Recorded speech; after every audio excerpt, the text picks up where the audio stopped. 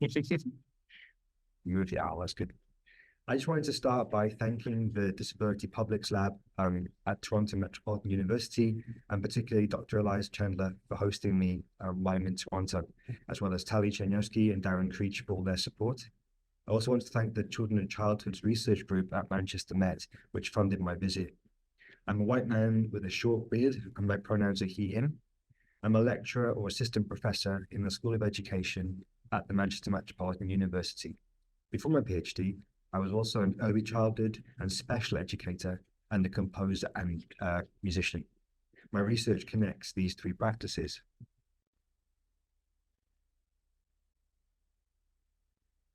I've been in Canada since the 1st of April, and I'll leave tomorrow morning.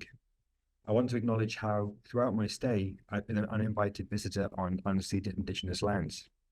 Consequently, I have a responsibility to acknowledge my role in settler colonialism and to work towards justice in Toronto, but also in Hume in Manchester, where I currently work. The School of Education, where my office stands, was constructed on land that had previously been home to a large and long-standing Black African Caribbean community. And you can see the building there on the right, the current Manchester Met University School of Education. It's a glass and steel building about 5 stories high. And on the left, you can see the housing estate that used to be on that same land. It's 3 stories high and quite a large development.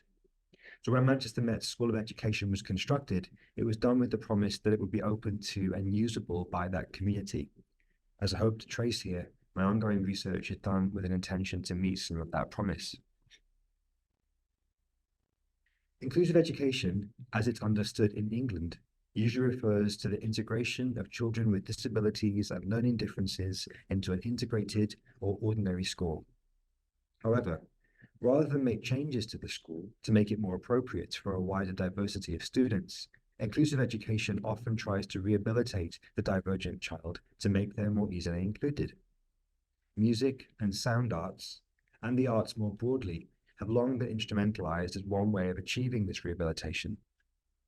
Use of the arts in this way implies that there's something already inherently non-musical about that child.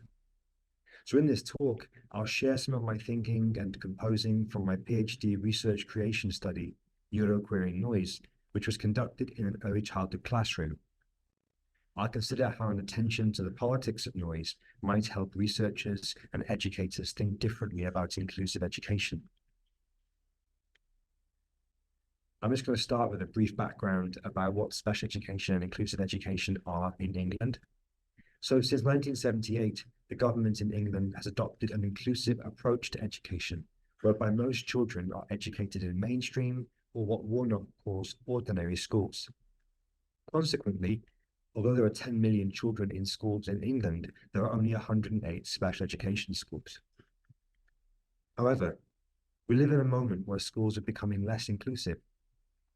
Curriculum expectations are becoming increasingly difficult. There are also an increasing number of statutory assessments based on those curriculums. Children are sorted in these moments as either having met age-related expectations or having failed to meet them. In 2023, 21% of 6-year-olds did not meet age-related expectations in synthetic phonics. Likewise, 41% of 11-year-olds did not meet age-related expectations for reading, writing, and maths. Meanwhile, teachers are increasingly being required to use unilateral approaches to teaching and learning, determined by the UK government's Department for Education. These reduce teachers' abilities to respond to and differentiate for individual children and their needs and tendencies. In effect, what it means to be neurotypical in England's education system has narrowed, and more children find themselves excluded. This has in turn put increasing pressure on special education systems. More and more children are being referred for special education funding from local governments, an increase from 2.8% in 2015 to 4.3% in 2023. Similarly, the number of children accessing special education provision funded by the school has increased from 11.6% to 13%. Meanwhile, more than 100,000 families are awaiting tribunal to appeal the outcome of a failed special education funding application. Consequently, in 2022, the Department for Education announced that the special education system was unsustainably expensive and that it was providing insufficient support for most pupils. Then, just a few days before I came to Canada, the Department for Education announced that it was going to double the number of special schools from 108 to 200 and create an additional 60,000 special education placements at a cost of £850 million. This reverses a nearly 40-year commitment to inclusive practice in England and seems to signal that inclusive education has failed. However, I'm not quite ready to give up on inclusion just yet. So in my research, I used the idea of neurological queerness, or the neuroqueer, to think differently about inclusion. The term neuroqueer was first coined by Nick Walker in 2008 and taken up by other autistic activists and writers. I first encountered the idea of neurological queerness in M. Remy Yergo's Authoring Autism. I quickly felt like it was a concept I'd been searching for during my time working as an early childhood and special educator. This is because, although I am ostensibly neurotypical, I am also queer. I often felt that there was some kind of overlap between some of the logics used to oppress neurodivergent people in schools and those used to oppress queer people. I'm not comparing these experiences here, but suggesting that there is a familiar invalidating of tendency, and so perhaps a shared set of political priorities. In my research, I put queer theories to work as a way of theorizing this idea of neurological queerness, this overlap between queerness and neurodivergence. I do this for two reasons. Queerness's radical, inclusive politics, and queerness's capacity to bring us to something familiar in new and surprising ways. Queer of color theorist Jose Munoz writes in Cruising Utopia that, quote, queerness is not yet here. Put another way, we are not yet queer. We may never touch queerness, but we can feel it as the warm illumination of a horizon imbued with potentiality. Throughout Cruising Utopia, Munoz uses the words queer and utopia almost interchangeably. Later, he writes, quote, queerness is that thing that lets us feel that this world is not enough, that indeed something is missing. So when he says that queerness is not yet here, what he also means is that utopia is not yet here, a utopia in which everybody has what they need.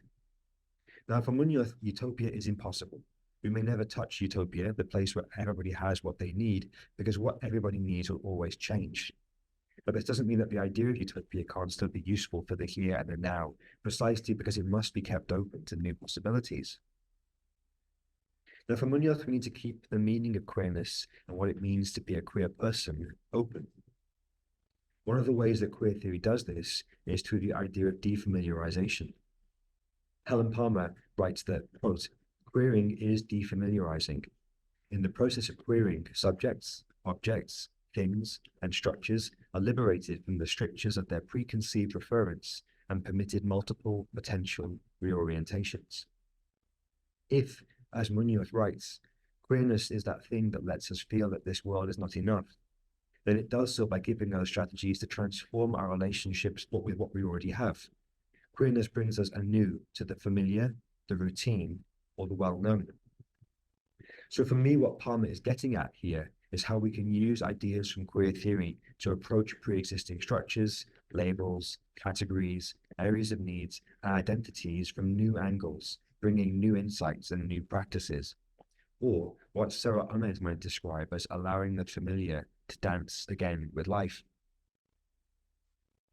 Critical disability studies scholars have used ideas from queer theory, like those of utopia and defamiliarization, to argue that how we understand ability and disability in any given moment changes depending on the context. For instance, critical disability studies scholar Jasper Kuar argues that ability isn't fixed as a binary between ability and disability. Instead, she suggests that capacity and ability oscillate rapidly depending on what she terms the socio, geo, histo-infrastructural context. She suggests that instead of asking, quote, are you disabled, we should ask, moment by moment, how able are you and how disabled are you? So when I say the word neuroqueer, what I mean is that I'm tapping into the theoretical ideas from queer theory in the elementary school classroom to unsettle easy distinctions between the typical and the divergent. I do this with a keen ethico-political focus and an investment in creating more just futures. In my research, I think specifically about sound. Specifically, I put these ideas together to think about a politics of sound and a politics of noise. Scholar of sound, music, and race, Jennifer Lynn Stover, describes what she terms the sonic color line. While racialization and racism are often understood as visual processes, Stover argues that the ear also works as a racializing filter, sorting sounds between, quote, music, noise, word, sound, sense, and nonsense. Or, as musicologist Nina Sun-Eacham writes, the assumptions and expectations and conventions of a given culture and that culture's impression of who the vocalizer is are overlaid onto its acceptance or rejection of that vocalizer. My work applies these ideas from queer theory and critical sound studies to neurodiversity in the early childhood classroom. I do so to try to make an interruption into what neurotypicality might mean or be in any given moment, through intervening in how the listening ear sorts sounds in ableist ways.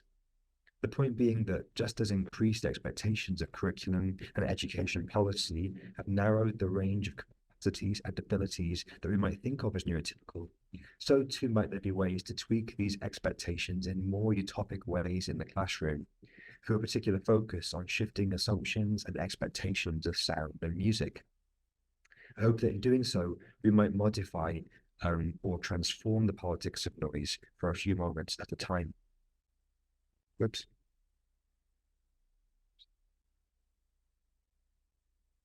So as I explained at the start of this talk, I'm a composer and a musician, as well as a former elementary and special educator. I did my PhD study as research creation, which is a way of doing research through creating art and then theorizing that art all at the same time. In my work, I did research creation through composing music with a whole class of 30 children. So the music, the research, and the theorization of that music all happen at the same time. My research creation study took place in an integrated classroom.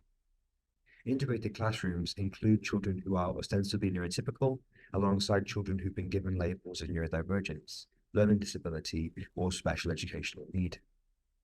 The school community where my research creation took place is richly diverse. The class who took part in the research included 17 different languages.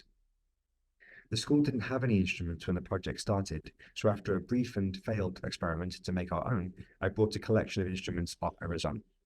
In the project, we used a combination of different instruments: handheld percussion, small wooden xylophones, long plastic boom whackers, clave, and others. And you can see in the image on the PowerPoint, these images on a carpet, and the carpet says, "Welcome to Pigeons," and there's a picture of a pigeon. Pigeons was the name of the class where the research took place. Yeah. I've lost my place. Wait a minute. So each session, I begin by introducing some kind of proposition. This might have been something that the children came up with, a keyword from the statutory curriculum, something I designed, or something unplanned emerging from outside the classroom. This would be followed by some kind of warm-up activity and a piece of listening to the work of a musician or sound artist that related to that proposition. There'd then be a period of composition, followed by us sharing our work with each other. So next, I'm going to share a few excerpts from this work to illustrate both the kinds of activities we worked on, as well as the ways in which it modified or transformed the politics of noise for a few moments. So the first project I'll share something from was based on Sanson's Carnival of the Animals. Carnival of the Animals is a part of the music curriculum for children between the ages of 5 and 7. So we had to include it in the workshops. At the same time, there's also a substantial research interest in using classical music with neurodivergent children that we wanted to complicate slightly. Firstly, classical music is often used in therapeutic ways to support the inclusion of children with autism in mainstream schools. Some researchers have suggested, for instance, that listening to classical music increases the effectiveness of behavioral therapies. Concomitantly, another literature has argued that autism is associated with particular musical skills. For instance, John Fessenden suggests that autistic people might demonstrate particular skills in pitch perception. I'm not going to argue against either of these bodies of research here, but what I will say is that they are both examples of what Christina Chu calls empathy poetics, whereby majoritarian populations are encouraged to develop understanding of a marginalized population, here by associating neurodivergent people with the humanist ideals of responsiveness to music or advanced musical skills. So in my research, we extended short pieces from compositions from Sanson's Horrible Animals. I overlaid the excerpts of the clips from nature documentaries. Some children made use of stinging vocalizations during these compositions, such as in the example that I'll now play. In the video, you'll see some kangaroos jumping from a BBC documentary, and you'll hear a performance of Sanson's and kangaroos music, followed by the children's composition with that excerpt. Would you load up the browser window? Would that be okay?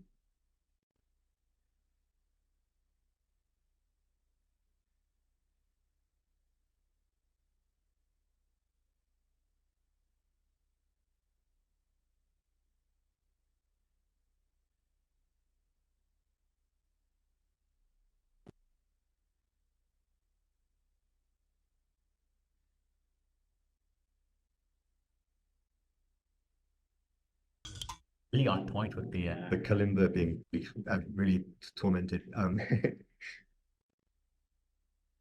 Thank you. So in this clip, you heard Ray, a young person with a diagnosis of autism, performing a vocalization to accompany her percussion performance. In this way, the work contests the idea of using classical music to include neurodivergent children into neurotypical versions of the school, and instead hints at how schooling itself might be made more neurodiverse. This is an example of what Fuller and Wiseman call critical use, whereby problematic structures can be employed and reworked in order that, quote, contradictions, biases, and limitations can be most fully identified, understood, and when possible, exposed. So during the project, the teachers planned a walk around the local community surrounding the school.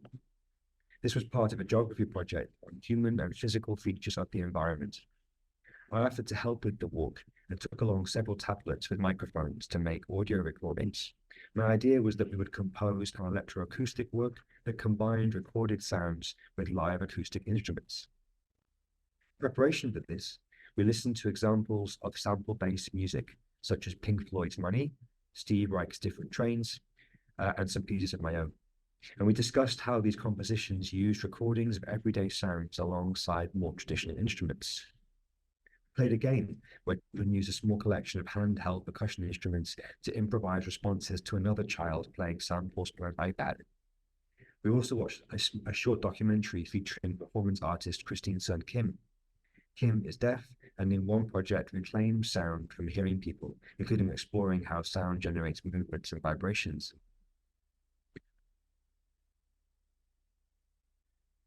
During our walk around the school, 2 children wore electrodermal activity devices. And on the PowerPoint, you can see an example of one of the devices. It's a wrist-worn black object like a watch with a single button on the face and a green LED. During our walk around the school, 2 children wore these devices. These devices are used in biomedical research on autistic people, and so embody certain ontological assumptions of what it means to be neurodivergent.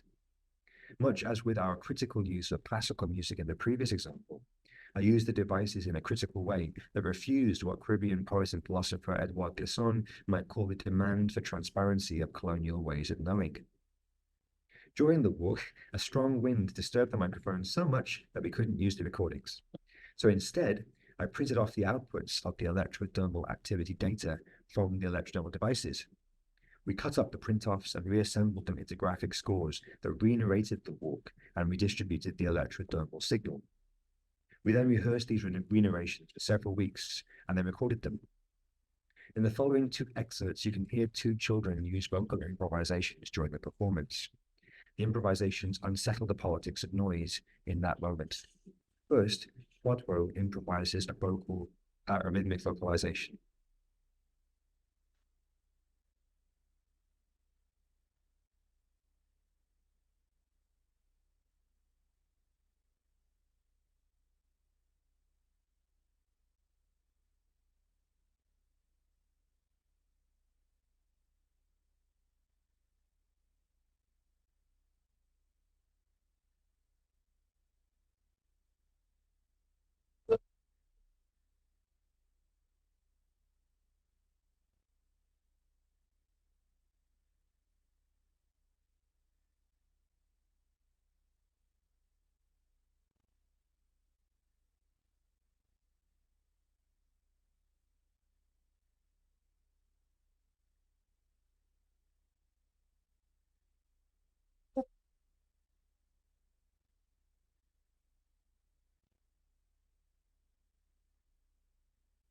So in this moment, what it means to be neurotypical or neurodivergent was tweaked in some small way.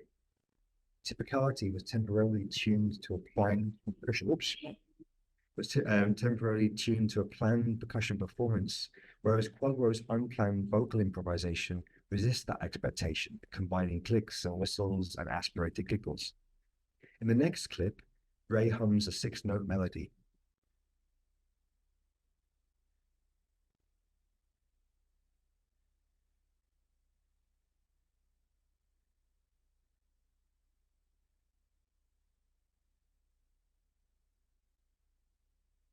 Would you just click it in there for me? Is that okay?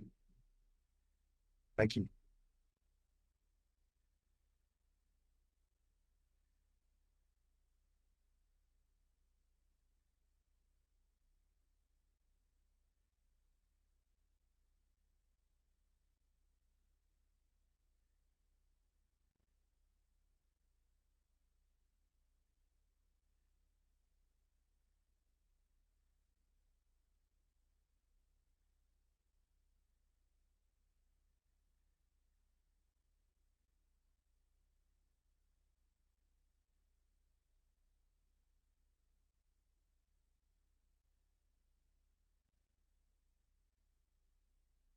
Oops.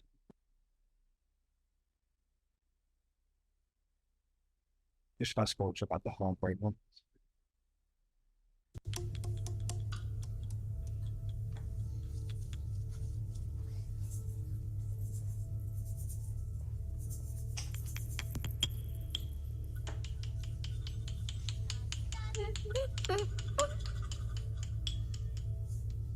So again, here.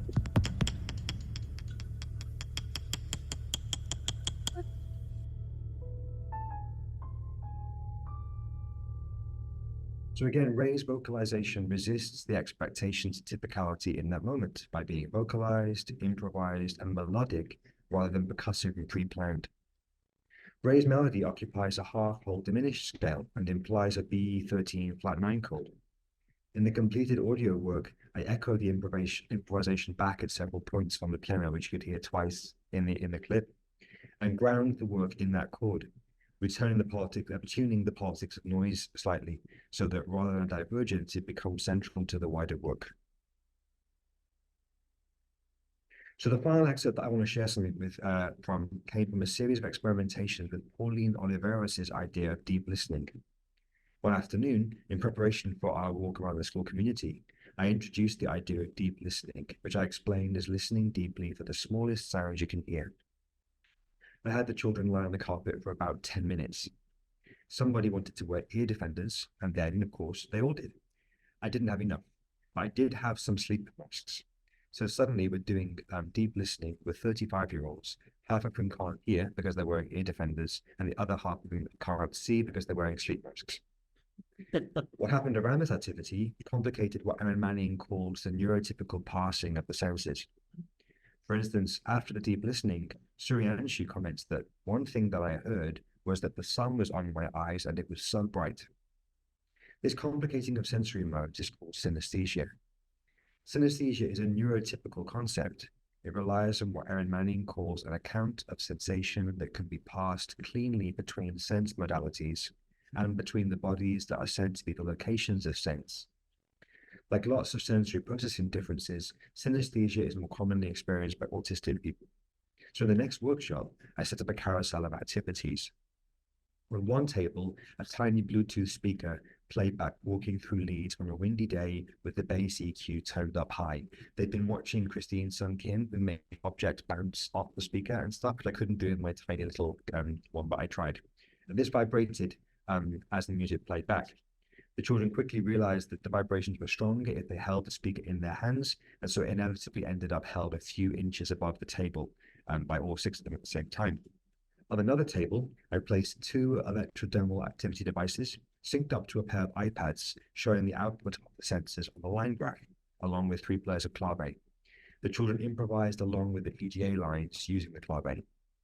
The lines quickly began to inform one another, the electrodermal data responding to the children's musical improvisations with those responses. Another table had ear defenders and sleep masks. Children put them on and off to see how the general din in the room changed. The final table had adjectives from that half-term's topic work on materials and a collection of musical instruments. The children sorted adjectives such as metal, hard, shiny, blue, and heavy to the sounds generated by those instruments when played. These experiments complicated the notion of typicality and divergence by refusing the tight delineation between neurotypical sensory experience and neurodivergent sensory experience. This is not to say that the children experienced what it's like to have a sensory processing difference, but rather that our experiments complicated the pathology and easy parsing of those experiences. So I spent most of this talk exploring just a few snippets from my 14 months in school research curation study. In this work, I've tried to illustrate how sometimes, occasionally, for a few seconds, we might tweak what passes as neurotypical and what gets relegated as noise in the classroom. This has implications, not just for music activities in early childhood education, but for the intersections between critical research, disability arts, and education. So for that reason, I want to finish by pointing to some ongoing work that I'm leading on. Building on the ideas from my PhD research, I've been developing the Neuroqueering Education Network. The point of this network is to bring teachers and school leaders together with academic researchers from different disciplines, such as disability arts, but also queer and trans studies, the arts and critical race studies, as well as disability artists, activists, and other professionals, such as speech and language therapists and educational psychologists. The purpose of these events is to share thinking and practice that poses utopic and surprising reconfigurations of special and inclusive education. So some of the topics that people have shared from include Lara Tracky-Bratz from Manchester Met, who spoke about her creative exploration of dyslexic children's spelling lists using queer theory ideas of humor and time. Dyslexic author and activist Keisha Swaby, who shared her journey from having no GCSE to a master's. She attended to the specific joys and challenges of securing diagnosis as a Black African Caribbean woman in England. Anti-racist speech and language therapist Wanda Farah spoke about her work with schools and the possibilities it presents for what she terms ethical resistance and liberatory praxis. Luan Casal from the University of Bolton spoke about his research on the UK's Gender Recognition Act and how it assumed an ableist, adult-centric view of trans children. And finally, queer and neurodivergent artist activist Lo Tierney spoke on her portraits project, Speculative, which illustrates the diversity of the autistic community in Liverpool and contests the stereotype of autistic people as, in her words, little white boys who play with trains. Throughout this work, we're trying to change the culture of how schools understand children with special educational needs or disabilities. This project is ongoing, and you can follow us on X via that hashtag. So I'm very conscious of the limitations of this work. These are very brief snatches of a more radical version of inclusion, each lasting only for a few seconds at a time. But in these moments, I hope that we can perhaps glimpse a more utopic version of inclusion, where our expectations for what's typical and what's divergent are a little more flexible, and where we're more open to being surprised.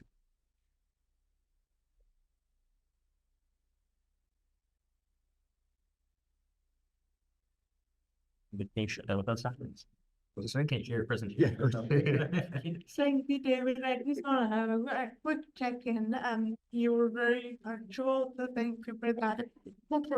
We have about 45 minutes. Thank you. We have about 45 minutes, so I'll ask David, Paolo, and Kayla, how do you want to divide that time? Should we, for example, half an hour of discussion here and then open it up? Yeah. That's okay. And if anyone has any questions before I have out with that. Right. So over to you, and we'll hand this out back to you. Pass the out. Like here. Great. And we can all speak a little louder.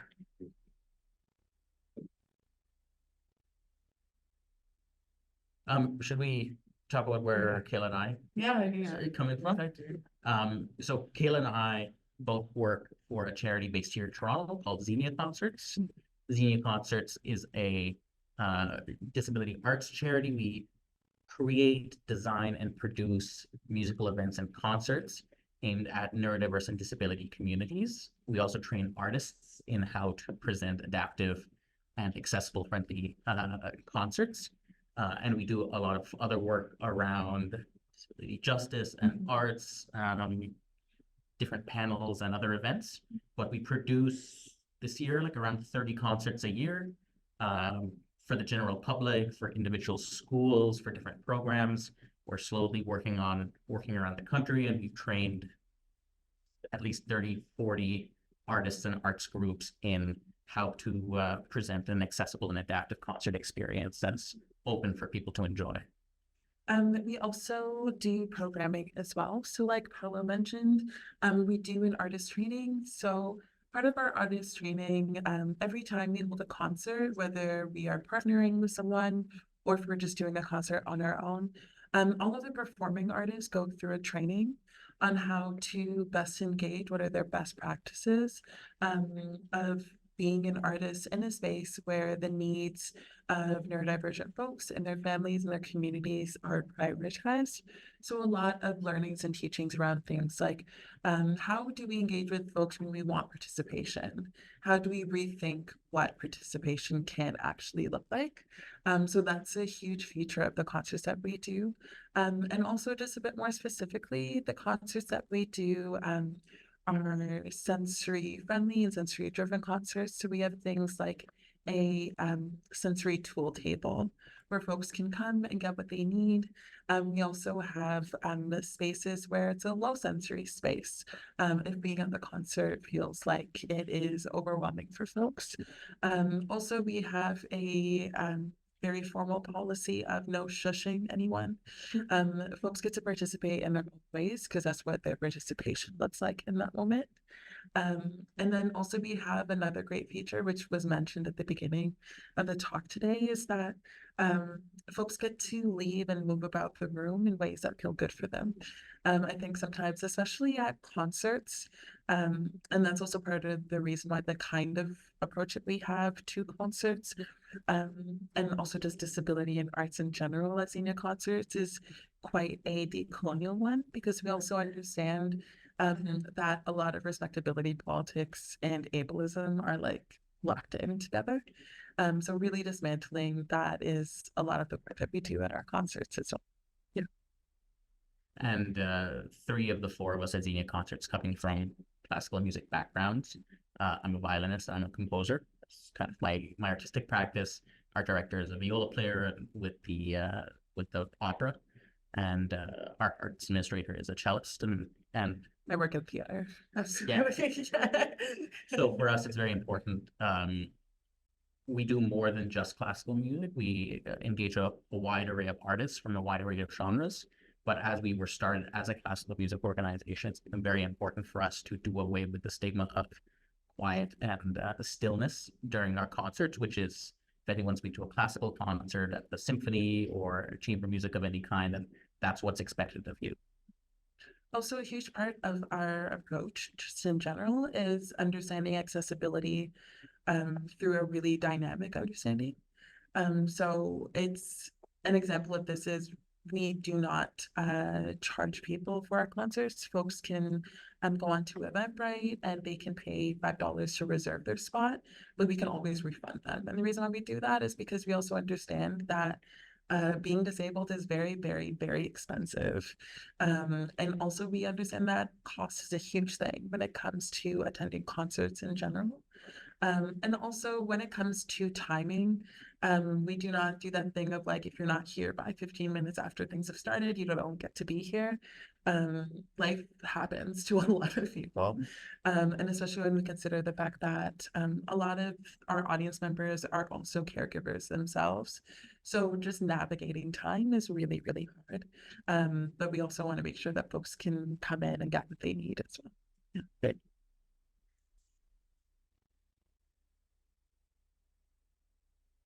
Yeah, I think, what else are we running at Xenia? We run other programs. Kayla has been running as part of. Yes, I don't. Kayla's position is an accessibility coordinator, and Kayla works with a panel of individuals with lived experience to help find better practices for our organization as we go forward. And we've also engaged with a youth advisory council of self-identified autistic youth who also have been working to design their own concert, which we will be presenting this summer, of what this group of they're all teens, right? All teens have decided that they want to see at a concert for them, by them. And we do other community outreach. You want to explain? Absolutely. So I'm the accessibility coordinator. I did not explain that at the beginning, but I am. So a big part of my portfolio is a project called the Accessibility Accelerator. It's a co-design project, and we have 6 brilliant co-designers who I meet with them on a monthly basis. And the real purpose of this project is really to ask ourselves, like, how are we going about disability arts? How are we going about the programming? But not just with regards to, and just not with regards to artists, but also looking at what is the experience of disabled arts workers? What are the experiences of disabled artists? And what are the things that are necessary? So one of the big things that we've really been dismantling is what does accessibility look like from all different sides? Because oftentimes what happens is for a theater company or for a venue, they're really great about getting disability for audience members and for people who would experience their shows. When it comes to people who are working there, that is not the case, right? So that's a huge part of what we do. Also unpacking what things like, how do we understand accountability from a neurodivergent perspective? And what can that process look like? And how do we make these processes accessible for everyone involved? And then also just another thing with regards to the accelerator, we're working with a lot of artists from a lot of different practices and backgrounds. So not everyone is a musician. I think only one person is a musician, but some folks are drag performers and drag artists. There's also folks who are producers within theater as well, and folks who are writers as well. And it was really important that we got a wide range of artist practices as well. And even when we think about I guess a hiring practice, I don't really like that word, but the hiring practice of it, we did not do the usual thing where you have to send like a PDF of like all the things that you've done. And it was really like, let's have a conversation, and what does this process look like for you? What would participation look like for you? Not in a way to audit if you can participate, but how can we meet you where you're at? It's a huge part of it as well. Yeah.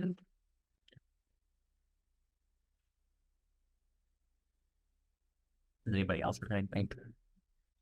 I wonder, David or Kayla, if you have comments or questions for each other. But our Zoom call, there was quite an interesting discussion about the complexities of radical inclusion. But David, I'll you. Say a little bit more about the participation toolkit. I'm really interested in that idea. What kinds of things would be included? You mentioned there was a table or a toolkit. Oh yeah, so we have it used to be called our fidget table. We call it like a sensory tool table, and on it we have things like weighted blankets. We have weighted pillows as well. We also have like fidget items, tangled items as well. And as you use in your practice, sensory headphones, pillows, like blow bubble pillows you can sit down and move around with. We also include therapy dogs in a lot of our events these days. There's a number of wonderful therapy animal organizations in Toronto, and we're partnered with one called One Health Partners, and they always bring 3 to 4 dogs. Everyone loves them. Yeah. And I would say that included in that. Absolutely. Because it's a very cathartic experience. We get a lot of these. We used to just pick up these objects wherever we could find them, but we've been ordering from a company based in Quebec now called FDMT, and they make custom-made fidgets and tools and things for people with ADHD, for people with other disabilities who might need them, and they're really wonderful. So they're custom made for community members, which is really, really nice.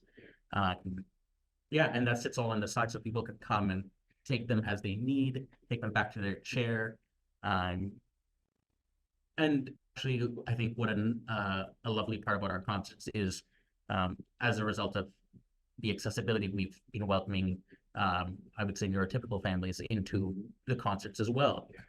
People with kids who are 5 or 6 years old, and 5-year-olds can't usually sit still most of the time anyway. And so their parents really enjoy bringing them to a space to hear really good music, and they don't have to sit still. They can pet the dog, they can go and hang out and do whatever they feel like during that time. And I think that I'll also mention, which sort of segues into some of what you mentioned during your wonderful talk, is that building on what Paolo mentioned, oftentimes just because I sometimes end up sitting at the sensory table for my own autistic needs as well. But it's also really, really wonderful to watch folks who may not have thought that they would need any of those devices come away with being like, where'd you get this? Yeah. I would like to get one for myself. Or parents, Exactly. caregivers. Exactly. And it's a reminder that within the space that we create along with our audience at Xenia Concerts, it really is flipping things on its head and asking like, how are we understanding what the default is, and how does the default need to be accommodating to who's in there? So that's a huge thing. And also from what you've mentioned specifically, when I think about education and the statistics that you brought up at the beginning, especially from like 2015 to 2024, like those, like, I think it was like 2.8 to like 4.3. That's a huge jump in such an amount of time. But what I also start thinking is that's just going to increase, right? And what will account as like an offshoot of education, we need it. I hope it can look different. What I didn't say was that we moved towards inclusive education in the 1970s because of what we call ESN schools. So that there'd been a sort of there'd been a 30-year history of putting racialized children into a separate scheme of schools. They were purely educating subnormal schools, and so this move away from that at the end of the 70s was a response to the only way that they could think to compete was to completely reinvent the system. And now that we seem to be going back towards having this separate tier of schools, I suppose no one would be surprised if it suddenly did turn into creating a raciality again. Of course, yeah. I really enjoyed the idea of having the sensory tools alongside. I was in Queens, in Kingston, just end of last week or something, and they just routinely in all of the talks were a box of fidget toys, and I was like, that's the most obvious thing in the world that I never thought of. Like, how is that this looks like it's to do? And everyone was just had them in front of them, and people play with them, didn't play with them, so I had to go back and get some fidget toys. But also, why aren't they in my classroom? Like, why am I used to use them in elementary school and I forgot them. I think it's weird. The baseline is almost obvious if you kind of know what you're looking at, but for a lot of people it's not. And within my own practice, separate from Xenia Concerts, as I'm a composer and I'm the artistic director of my own ensemble of contemporary classical music here in the city, you know, we enact some of the policies that we have put together with Xenia Concerts as well. So things like venue guides. So I went and took pictures of all of the space where we play our concerts with my organization to make a nice PDF venue guide with simple words that people can follow it around, and you know, leaving doors open during our concerts as well, because our concerts within our community is the understanding of silence during these performances. But if the door's open and people understand that they can leave at any point, the stigma is significantly decreased on that already. So even mentioning it before a concert, that you know, the door is open, you can go anytime you want, you know, you're not going to get looks from anybody. And that's really helpful. So, and that's the way I've been introducing it to my own work and my own practice in the city. Yeah. Yeah.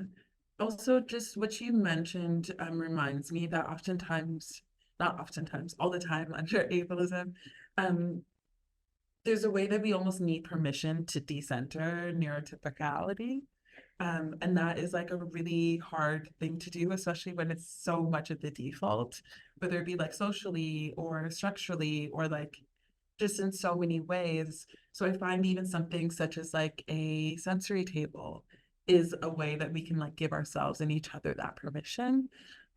Because I often, even your question of like, why wouldn't we do that? I think sometimes it's like such an obvious question, but so much of ableism is really about like, no, you need to do it this specific way. And if it's not done this way, then it's not correct. So much so that like our imagination for what is possible and how we design the world around us, even with regards to having something like a sensory table, is like completely off the table until we get permission from each other as well. And unfortunately, it's really, that permission is hard to come by sometimes, but it's also so necessary as well.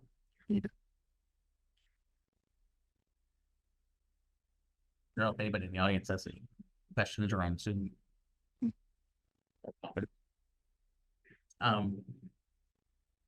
I have lots of thoughts. So I kind of facilitate the health promotion conversation around indigenous perspectives around health promotion, and the person who facilitated the person spoke said that it's almost they always have these censored objects when they're dealing with indigenous folks. So immediately I thought about and I did it as well. I always did something. Yeah. But I was thinking about how race comes into that, because I'm thinking about queerness as almost inherently neurodivergent. And as somebody who's Black, I'm kind of hyper-aware of myself in certain cases. I never think about the neurotypical until I'm in those places that air, that energy, and that's when I can guide into things. Absolutely. Yeah. Yeah, so I want to get like any information on like homes you live. What do you find? Do you find that racialized people kind of like gravitating toward anything more? Are the people that you like, do the people that you cater to all need this? Yeah. I would say everyone needs it. Everyone at our shows need it. But you are touching on a really important point though, right? There is a specific way that when you are racialized and you are neurodivergent, and then also like a bunch of other identities, your experience of being neurodivergent is very, very different. And also just the access that you have to the things that you need to support your needs is very, very different as well, right? So like I even think about like when you were talking and there were the two examples of the two young people that you had sampled when they were stimming. Immediately I started thinking about like how many times for racialized students, in my experience of working with them in the classroom, their stimming is looked at as a disruption in a very, very specific way. And unruliness, right? Whereas like for a white student with a very specific identity, that's just not going to be the case, right?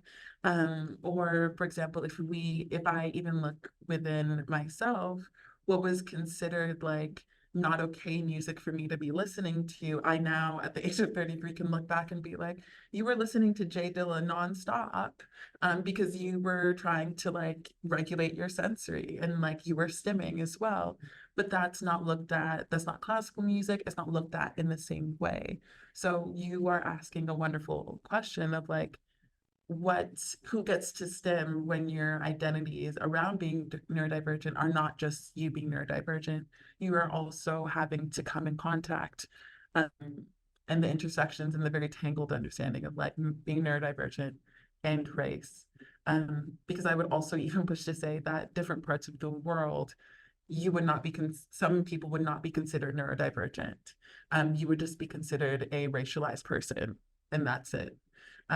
So much of like being neurotypical and that divergence that is always named, that is deeply connected to white supremacy as well, for sure.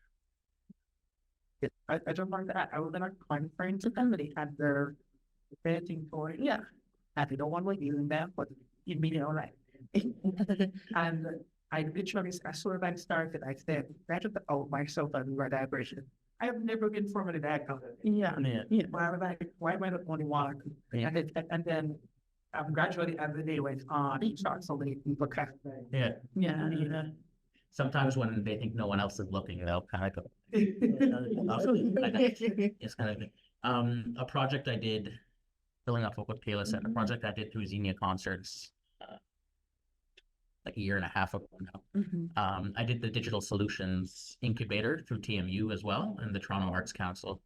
And during that project, I worked with a team of undergraduate students to, address I think the application said a problem, but it's more like a question or an issue. And one of those was, how do we attract a greater number of racialized folks to our events and our concerts? Because we were started a classical music organization by a string quartet. And as a result, in the first few years, we were attracting a demographic of individuals who you would kind of associate with classical music performances. I'm Latin, and Latin communities treat neurodiversity very differently than Caucasian and North American communities. So I was very interested in trying to find ways to attract larger groups of racialized folks. And, we came up with various suggestions and solutions. Most of it hinged on social media and going directly to community centers and places of worship. But we have increased the demographic size of our audiences. Our audiences for our concerts are, especially our main kind of series concerts, which happen every month and a half or so, are in about 100 people per concert. And we have 2 concerts a day. So we're, between 150 to 250 people, 200-ish people through a day, with a very wide array of individuals. And as we do concerts in different parts of Toronto, because our normal space is down by Union at Meridian Hall, former Sony Center. As we move into different parts of the city, we're able to attract individuals from communities which are closer to those parts of the city. And also through like trust and consistency. I think And that's the main thing. that's a big trust and consistency. Absolutely. Yeah, I mean, like, I also joined it'll be a year this week, and through like a lot of trust and consistency. And I think especially when we're speaking about different demographics of folks attending our concerts and those folks being within a neurodivergent community, I think for a lot of folks who are disabled, building that trust is really important. Because I'm sure a lot of us have had the experience of like, they said it's accessible, and then I came there and there was not that. And it takes much longer than Exactly. an arts grant term, for instance, or a cycle, like a business cycle or something, more than 1 year or more than 1 season. The building of trust is an ongoing project for every community. Yeah. And also, sorry, David, you mentioned you were talking about imperialism with regards to, you were talking specifically about inclusion. And for me, I'm always thinking about like, are things like inclusion and diversity and equity safe in like educational spaces, given the background that they have? And I'd love to hear your thoughts on this if you've engaged with that, because it's something that like, it was like a huge light bulb moment of like, asking that question of like, how do we participate in these spaces? What is the history of these spaces? And like Paolo's just mentioned, like, what does trust look like after an awareness of that history as well? I think inclusion doesn't go far enough. Like so. I think it's funny as I look back on my thesis to write these notes today, and the thesis I was like, inclusion doesn't go far enough, and now I'm like, oh geez, wouldn't that have been? It's funny how things have changed in 4 years now. Like bring the inclusion back, because where we're going now is a very different space. Things have really tailed off quite quickly. But I guess at the time, when the system was ostensibly more inclusive, it was about bringing people in, but then requiring them to meet halfway, right? Like, so we've got a couple of things in place, but then it's about you to rehabilitate yourself, what you want support to rehabilitate you sufficiently to access. And so it's just funny going back and seeing how quickly things have changed since I wrote those words. I suppose it too often seems that it's resting at integration stage. Yeah. And then there's all these critiques that I've accessed from Canada, really. I suppose that the logics of inclusion isn't, right? Like it's retaining the thing that you want to bring the person into rather than making a brand new thing. But again, yeah, just how rapidly we slid back from even inclusionism is really surprising to read this in my notes. Yeah. Yeah. And then of course diversity is like capitalism and markets everybody a cure and bring everybody into the product. So it's some kind of thing, but it is startling how much I changed my tune around inclusion in just a few when they finished 3 years ago. Absolutely. I changed my double up 3 years. Yeah, I mean, Without regard.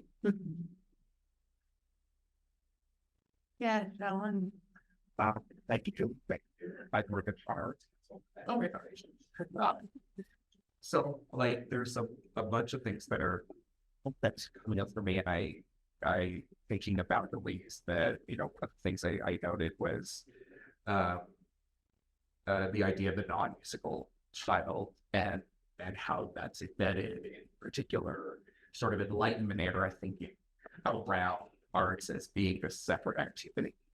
That, and from my own background, previous to academia and research, but as a dancer, going like much of what you were saying a short while ago around like thinking of dance as something that is real you do or you experience instead of that as a day-to-day activity in very normal lives of people all around the world. And I was also thinking around about the idea of classical music that has been studied about its mathematical properties and how it supports thinking and all that. But also, but what would that look like if you were actually listening to music that's more culturally or maybe lack of a better thing, ethnically like in line with your own upbringing and that whatnot. I think it's like there's the whole inclusion thing, and in a Canadian context, I'm also fascinated by because my own work in the past was looking at multiculturalism as official federal policy and law, and thinking about the ways that the sort of culture of multicultural, the cult of multiculturalism produces particular affects and ways of interpreting bodies and whatnot in the arts in particular, and how what does it mean to embed culture as a policy imperative that then dictates how we should engage with each other and interpret each other. And just the last thing, when you were talking about, I can't remember exactly what you said, but I'm thinking about this whole notion about accessibility and creating that, and I've suddenly had a different way, like a sort of new language to describe accessibility, in that accessibility is not just for people who know they're disabled. It was about sort of people who suddenly find themselves going, oh, I benefit from this. absolutely. Yeah. And going, that's, I think so much about, and even when I think about my own organization and the work that we do, going, well, accessibility, we know that these people need this. It's like, yes, we do, but it's not. And that's the point. Like, we know what we design for the margins, right? We'll capture or the edge, we'll capture everyone, but I just have this different way of framing it for myself, that this thing, it's just for people who know they need these things. So show that there's, we do a talk at the concerts that we've done a couple of times where a managing director's done, and you and me did a TM at Toronto Summer Music last year. Yes, we did. And then I've done to my composition colleague at the Canadian League of Voters in Toronto about accessible design for classical and contemporary music concerts, and we talk about all these tenets of accessible design and something. And the example I always like to give are, we're all only temporarily able-bodied before a temporarily able-bodied, which I think for practicing musicians gets them, because practicing musicians, our training is so intense / occasionally traumatic that, you know, the idea that we can't use our arms as multipliers like that is quite shocking. It was a dance. Right. You have finite amount of time for you. And then for me, like I like cooking, and the idea that some cooking tools are designed for people with arthritis, and now it makes it ever easier for everyone to use are examples that I really like to talk about in terms of how accessibility and accessible design positively affect everyone. Sorry to try to give out an idea here. I was just gonna say that like what you're also speaking to for me is also speaking back to how accessibility addresses the reality of imperialism. So especially when we consider like right now, in this moment in time, like imperialism and colonization had a deep disabling effects for all of us. And so when you mention that point of like this idea that we have that accessibility is like, if I know someone's disabled, then it's for them, as opposed to being like, hey, actually accessibility is about all of us and we all are active participants and recipients of it. And because of that, this idea of like sort of locking folks into this understanding of like you're disabled, whereas like Paolo mentioned, like disability, being disabled is an inevitability. Our bodies will change, and under the society that likes to say like this is what a good body is, all of us are going to fail at that in some way in our lifetime. So really understanding accessibility as something less than like something that we need to be begging and asking for, but actually understanding it is like, no, this is the way that things need to be constructed with the assuredness that we will all experience disability in our lifetime. And what does that look like for us to like renegotiate that, while also understanding, and also your point got me thinking about the fact that there are some folks who are like, I have all of these identities that are already putting me on my ass as it is. I don't have it for disability as well. Like I just can't have it. And I also start thinking about folks who are refugees and folks who are immigrants, where it's like, you actually can't say that if you would like to like move or do whatever to do or stay. There is that, absolutely. But that doesn't mean that they do not need and require accessibility. It's absolutely a non-negotiable. So also thank you very much, because you've got me thinking about like, how are we just doing it in this like prescriptive sense, as opposed to like, we actually don't need to be doing that. We don't need to be like auditing the validity of someone else's experience. We just need to make it accessible for folks to engage. We're not trying to prove anything, right? Exactly. We're not trying to prove anything. Yeah. And if you get rid of assumptions, right? If you make it universal, you get rid of assumptions. Exactly. Right? Because why should people, because I went into this all the time. Like sometimes I want to sit in the blue seat because I need to sit in a blue seat. I get argued at because I look young, thank you, average. And able bodied, but I'm not. So I'm sitting in a blue seat. Well, why should I have to sit and argue with you? Because I want to sit here. So, yeah, things like that. Yeah, you're raising a really great point. And there's also something to be said for how I find a lot of people who may not even be aware of whether or not they may be disabled feel that it's their place to appraise other people of the validity of like what they can access. Like, thank you for raising that point. It's a huge point. I wonder too, just a small comment. David was talking about your definition of disability and the question of not whether or not you are disabled, but are you capacitated or debilitated in any given moment? And if we think about accessibility as perhaps providing capacitating people to be able to participate, and we think about all of the ways that we are barred for access as being intersectional points of injustice.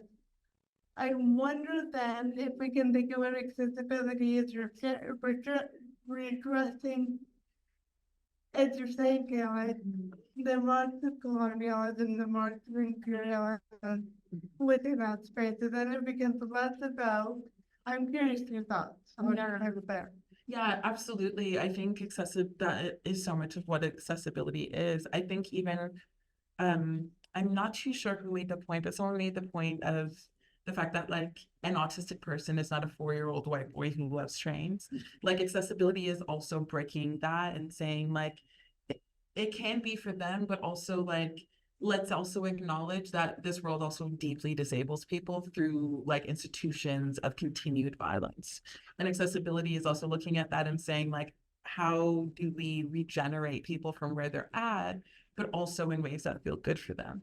And like even thinking about what part mentioned of like that word debilitating and how is that actually, I think for me, I like that word because I think accessibility is almost turned into like a buzzword to a certain degree where we're forgetting the material effects that it needs to be attending to. And the sort of urgency that needs to be accommodated with accessibility is not always there. But also when we think about the word debilitate, it helps me understand that like the urgency of accessibility, while also realizing that accessibility and the things that come with it are inherently inaccessible because so many of them require paywall, right? I think what's beyond that does the vocal improvisation in the quadro is ostensibly neurotypical. He has no diagnosis, he has no speech and language therapy, he has no one-to-one support or semi-through-time, but he's also 7, he doesn't speak, he self-stimulates, he is got a really intense interest in wrestling, and something's happening there, right? Like there's this young boy, Black Caribbean, and there's something about him that is not cueing to the teachers that he needs additional support, and because the support is attached to the diagnostic label, his needs are going unmet in the classroom. Yeah, he's not being catered to, and that was the case at the start of the project, and 14 months later, he still wasn't being catered to. So something sliding past there on a racialized register. Absolutely. He's failing to access, he's failing to fail in the right ways. Yeah. We have a question for Zoom land. Zoom. The Quinn Jones asks, thank you all for the great presentations, Dr. Shannon. Can you talk more about starting a class with a proposition or a question? How do you approach it more based approaches in arts education context? So the children that I was working with on the project are aged 5 or 6, and so it would always be something that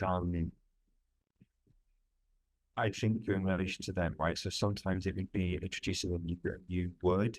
As I mentioned before, there were 17 languages in the classroom, 75% of the cohort are new to English. So it would be something that I would frame as a slow introduction to a new word, or sometimes I'd bring in a tool of some kind. I'd bring in some kind of object or instrument, or we'd watch a piece of video or listen to something. So some kind of, we had the notion of the proposition as the spoken written statement of the arts or in analytical philosophy, whereas in the classroom, because the children are so young and because of the linguistic differences, I would pick something that would activate the same thing, but in a more concrete way. So, for instance, Christine Sunkins, there's a sort of 15-minute documentary of her work on YouTube, which we watched to think about sound recording in different kinds of ways. So that was a proposition for that episode. I mentioned Employed Money, so that song starts off with this really good bass line, but and those kind of calling sounds. So that was a proposition, like what's happening in this song here. Well, you remember when we met weeks ago? That's not what it was. Yeah. We talked about one of the projects Xenia did that started right around when the pandemic started, and then continued on through the pandemic with its culmination happening July 2022, right? Yeah, July 2022. We called Sound Collab, which was a project where we worked with 7 neurodivergent artists to create pieces of music for string quartet and electronics. But the way we got there, because none of these 7 were musicians, was originally through basically field recordings or sound samples that we drew from their local environment of something that affected them somehow. And then we worked with a composer and a string quartet, and the composer helped to kind of translate that to music notation. The string quartet played with electronics over all that. And that was very successful because when we worked with them to identify something within their environment that they would like recorded and played out to an audience, and we got a lot of different things. We got a cat walking over a keyboard. We got somebody who works at the Home Depot, so the sounds of the trucks and the carts at the Home Depot, right? Somebody who makes music on their own using a digital audio workstation, like Dragon Sounds. One of our participants who was blind using like the blind CAPTCHA, which is just the worst. In his experience, it was the sound of the blind CAPTCHA playing back so that he could get through to buy Oilers tickets because he was based in Edmonton, I believe.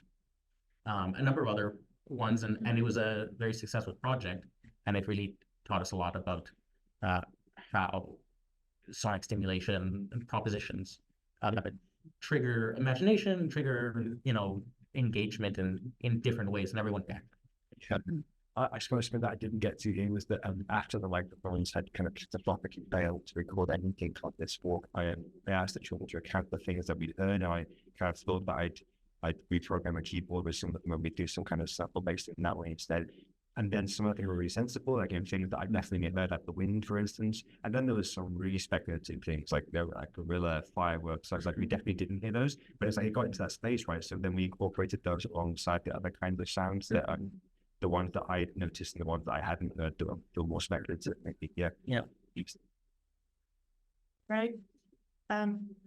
Nancy Johnson is a disability studies professor at the University of Manitoba. Says, truly excellent presentation. Thanks so much for the virtual audience.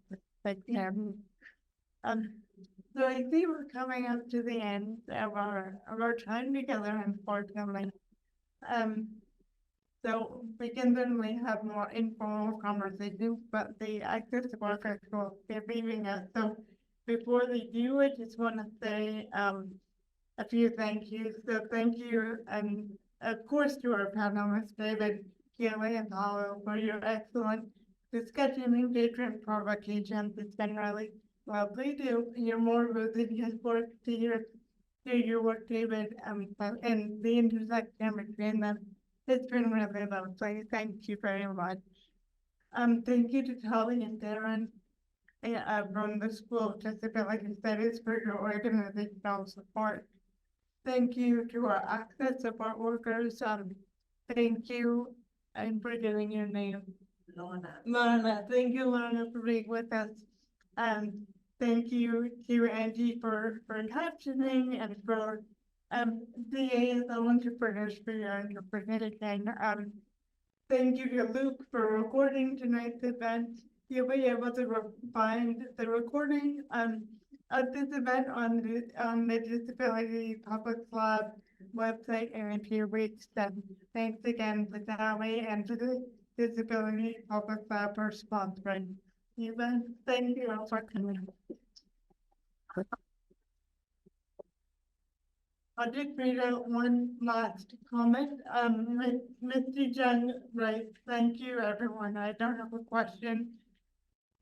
But I would like to share some of my thoughts about accessibility.